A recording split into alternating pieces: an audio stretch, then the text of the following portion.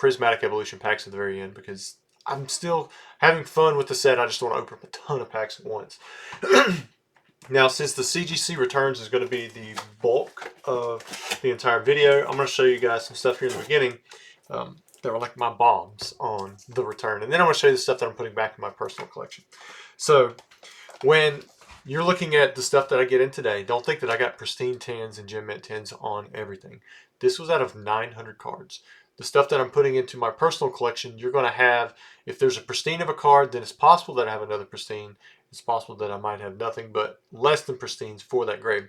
But if I show you that I put something, a gem mint 10 in there, that means I had no pristines on the order because I'm keeping the best that I can, just one of, from anything. So, for example, this is just a card that I graded. It's a switch, and, when I look at it, it comes directly out of a Shadowless Seal theme deck.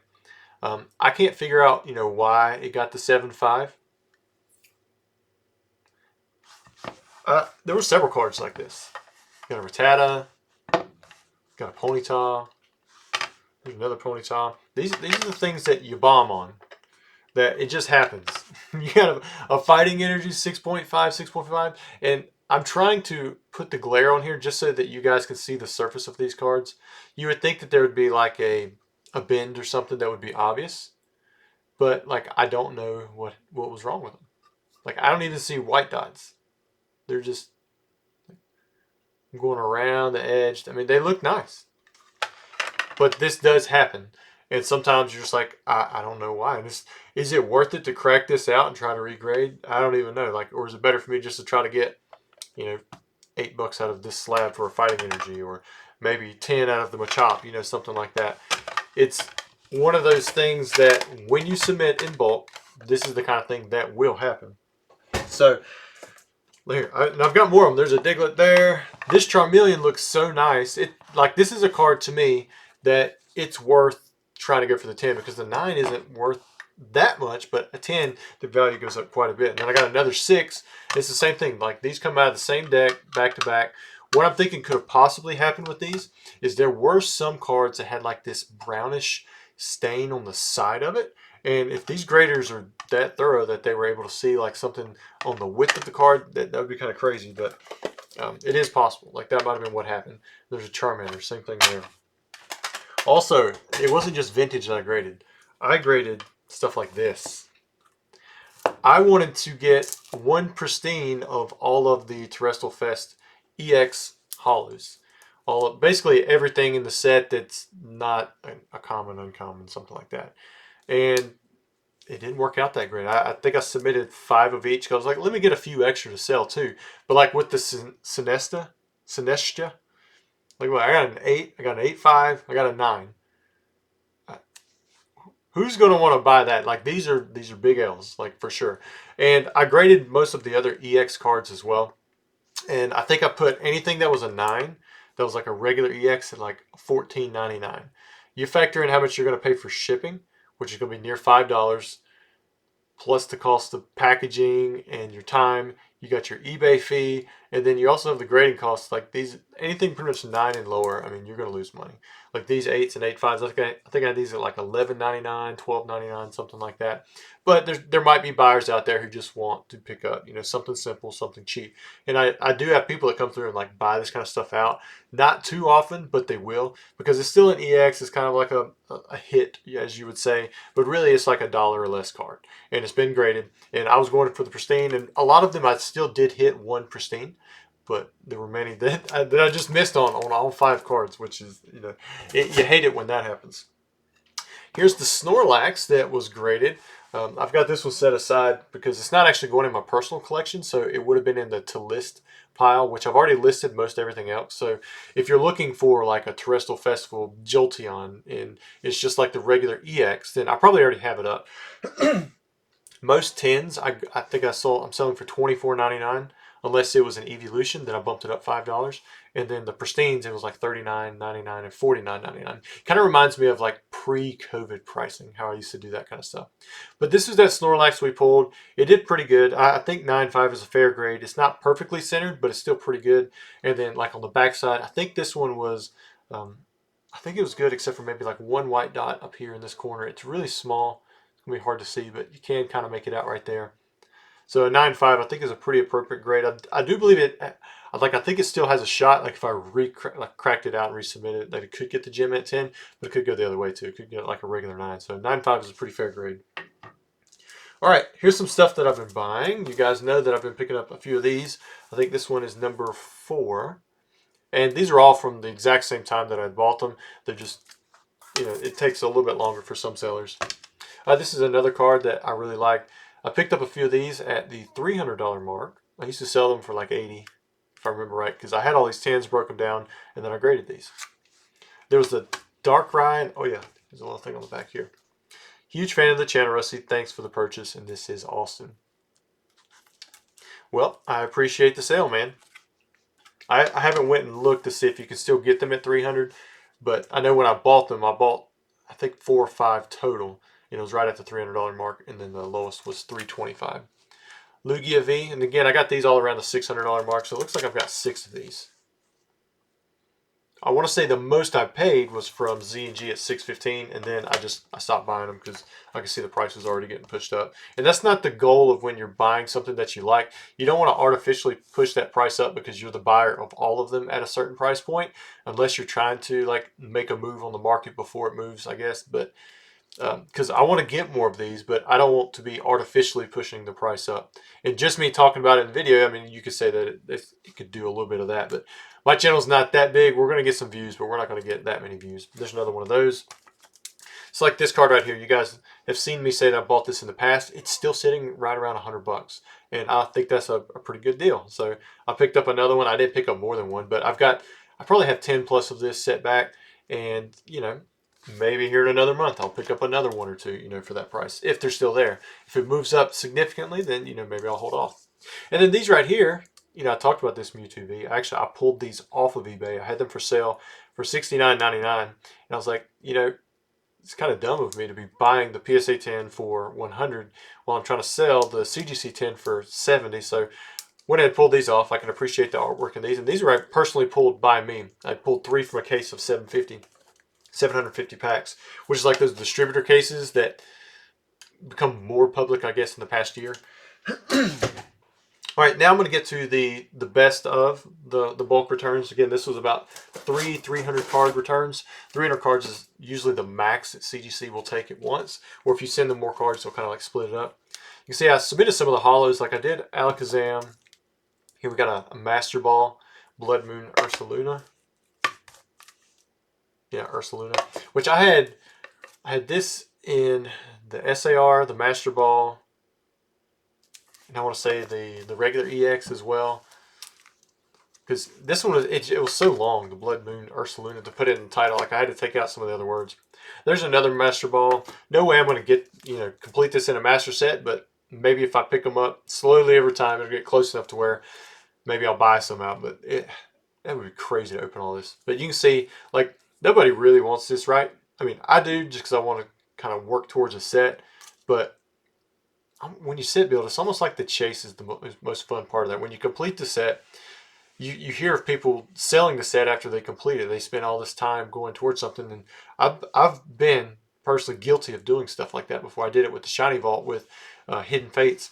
Got them all in 10. And then a year or two later, I sold them because it was like, now I stopped looking at it and I don't care as much now that I've got it complete. Binders are a little bit different because you still, I guess, you've got opportunity to maximize stuff and then you can re-enjoy them all over again. I guess I better be moving through this just a little bit more quickly. Otherwise, we're going to be here a while. I don't even know what order I have this stuff in. Got a few SIRs. Crazy enough, like the stuff that I sent in on bulk like this graded faster than the stuff I was sending in on economy. Got an Eevee. Got an Espeon. There's a Hollow Flareon. Garchomp. Goldingo. So, like, there's not going to be any of the Moonbreons in on this one. I think I've got 1 or 2 Moonbreons from Terrestrial Fest out there. Got the Glaceon. You can see I picked up 1 of each. Just setting them back.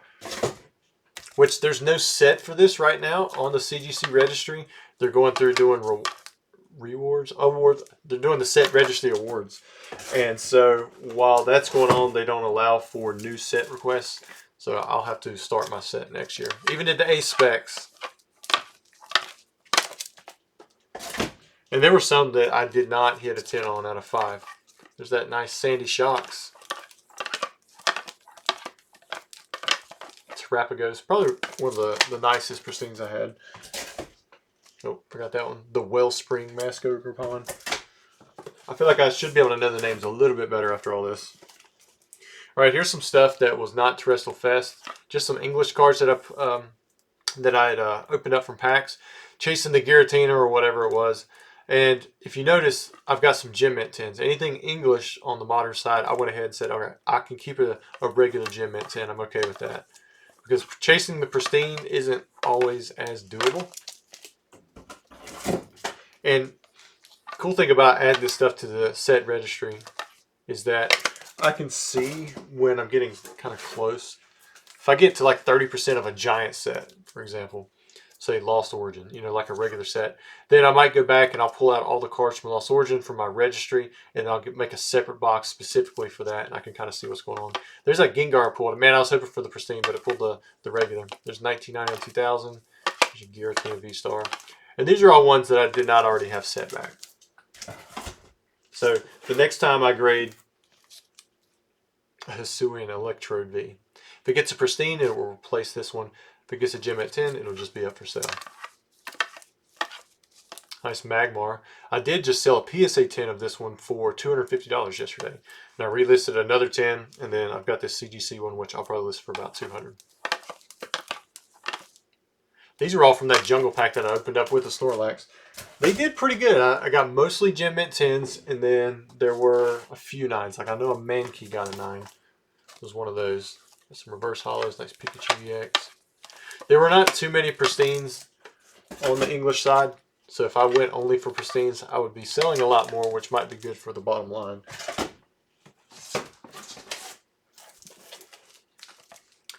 And so you'll notice these are in alphabetical order. There's a Charizard EX, pulled the 10. I did send one of these off to PSA, which I believe it got the 10. We'll see.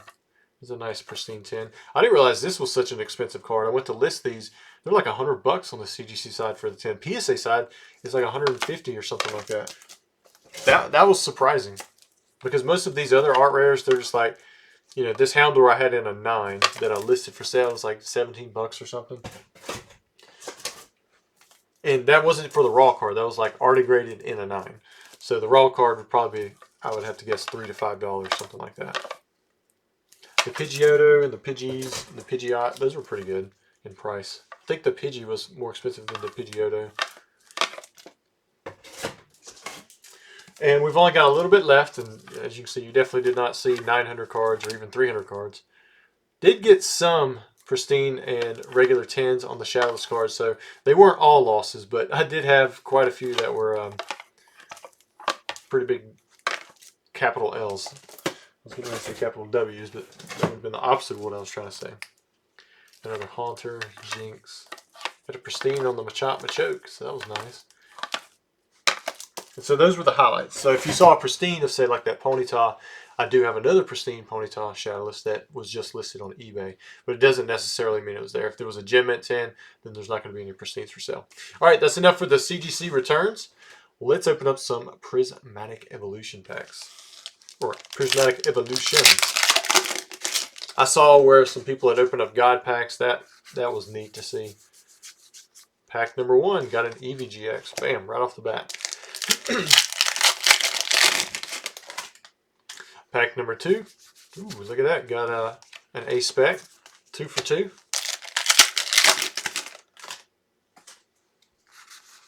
Pack number 3. Nothing there. Got a nice Hollow Glaceon. I haven't decided what I'm going to grade out of this set yet, because there is some bulk. Maybe I'll grade a few of the Evolutions or something, but that kind of stuff, it's almost always like right around even. Even if you get the 10, if you get the pristines, it's going to help out with like the 9s and lower. But like, I know there's people out there who want to have this Espeon graded at either CGC or PSA. There's definitely going to be people like at PSA that want it, but it costs a lot more, you know, to grade with PSA, but it also yields a bit more if you can hit that 10. So it's like you've got bigger losses, but you've also got bigger wins. Now, if you hit the pristine, then, you know, it kind of weighs it out. It's a regular. We had quite a few Master Balls during the stream on Tuesday. I'm curious to see what kind of ratio we're going to see next Tuesday.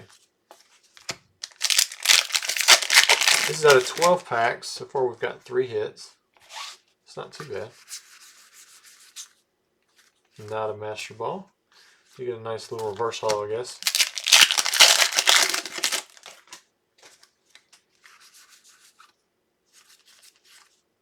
Reverse holo Grass Energy.